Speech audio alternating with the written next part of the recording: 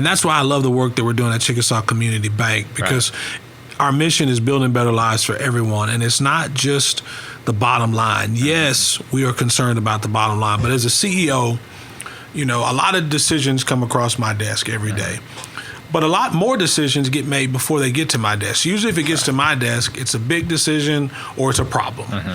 And what I try to do when I'm having a decision and kind of using a rubric to make a decision is, does it add to the bottom line? Yes, I have to be concerned with that as the CEO. That's just, we have investors, You run a business. Yeah, that's exactly right. We have our shareholders who expect us to turn a profit. We're not a not-for-profit. We are a for-profit organization. But the second piece that I asked with that, and I think maybe I'm trying to drive down to every level is, does it add to the bottom line? And then the second question is, does it add to our culture?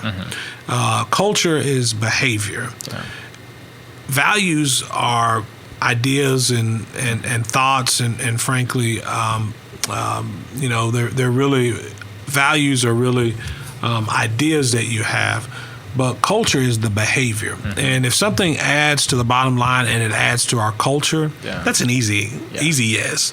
But whether you're talking about hiring someone or relieving someone, or you're talking about investing in new products and services or new offerings, those are the kind of criteria that I use. Does it add to the bottom line? Does it add to our culture? If it's both, that's easy.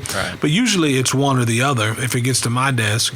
And I try to lean toward culture. If it's going to add to our culture, I try to be a yes every time, even at the expense sometimes of profit.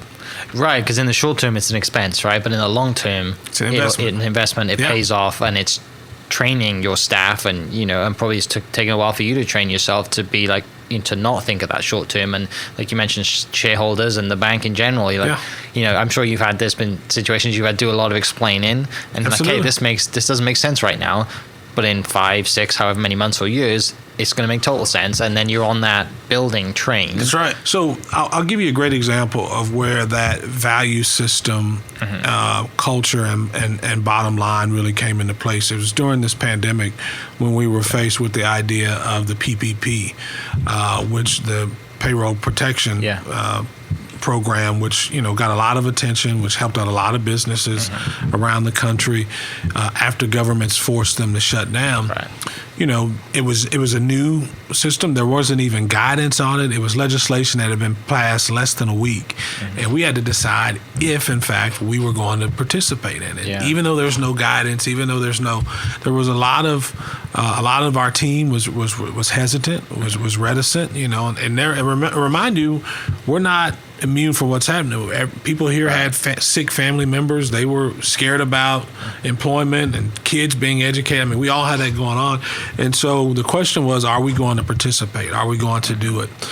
And I would say maybe a majority of our team had major reservations about it. And I tend to be a consensus builder. It's in my nature. And so I rely a lot on my team. I'm not a hothead who goes off on his own very much. I mean, I can make a decision, but I much more prefer collaboration kind of as a default.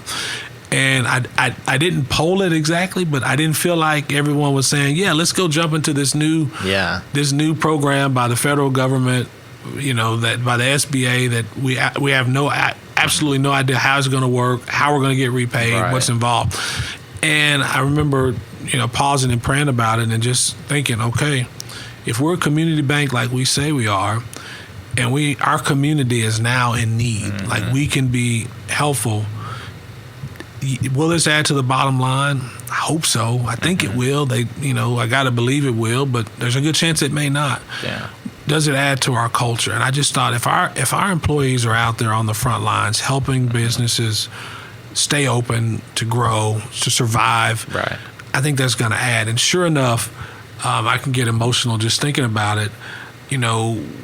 We made the decision to do it, and then all of a sudden, you may recall the two big to-fail banks were deciding not to do it. And then they said they would do it, but they would only offer it to current customers of a certain network or value. So you had all of these people that didn't qualify. And we stepped up like most, and we're not unique in that. I'm not, having us on I'm not trying to, overstate kind of our involvement, but like most community banks, we stepped up to the plate and said, we're doing this. We're committed because it's good for our community. And I think it was the right decision. Yeah. And as a result, we haven't had any major issues for defaults. We had a record year in 2020, and I think 2021 is going to be a big year for us too. Right, because then that pays off, it builds, and people trust you, and more new customers, word gets around. It's